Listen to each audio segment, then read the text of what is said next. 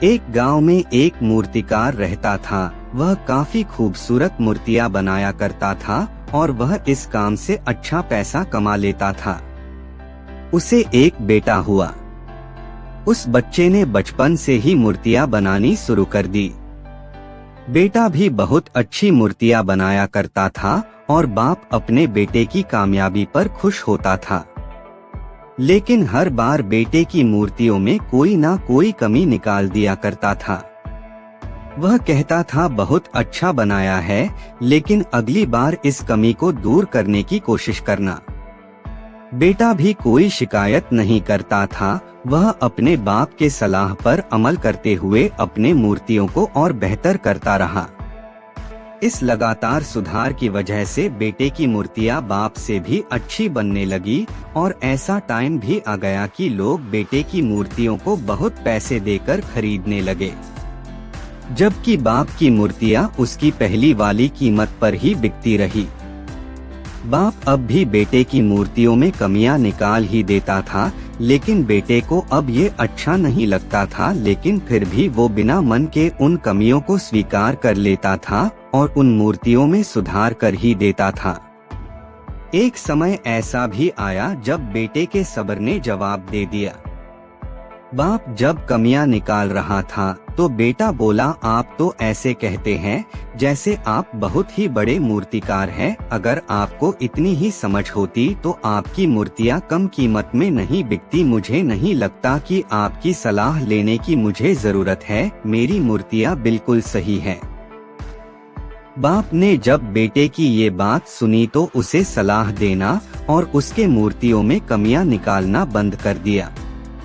कुछ महीने तो वह लड़का खुश रहा, लेकिन फिर उसने ध्यान दिया कि लोग अब उसकी मूर्तियों की उतनी तारीफ नहीं करते जितनी पहले किया करते थे और उसकी मूर्तियों के दाम बढ़ना भी बंद हो गए।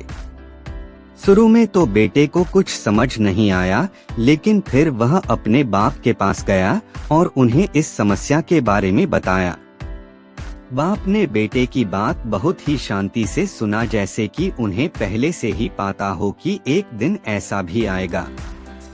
बेटे ने भी इस बात को नोटिस किया और उनसे पूछा कि क्या आप जानते थे कि ऐसा होने वाला है।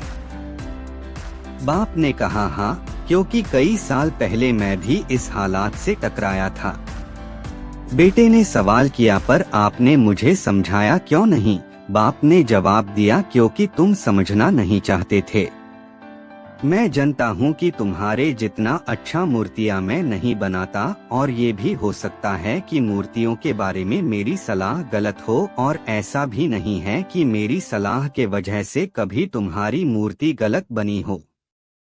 लेकिन जब मैं तुम्हारी मूर्तियों में कमियां निकालता था तब तुम अपने बनाई मूर्तियों से संतुष्ट नहीं होते थे। तुम खुद को बेहतर करने की कोशिश करते थे और वही बेहतर होने की कोशिश तुम्हारे कामयाबी का कारण था।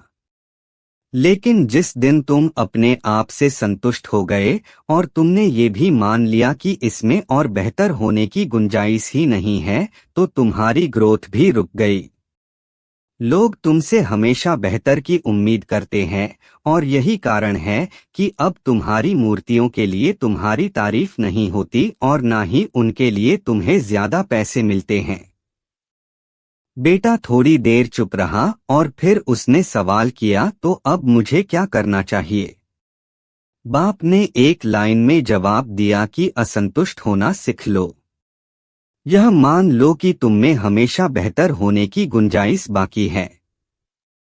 यही एक बात तुम्हें हमेशा आगे बढ़ने के लिए इंस्पायर करते रहेगी, तुम्हें हमेशा बेहतर बनाते रहेगी।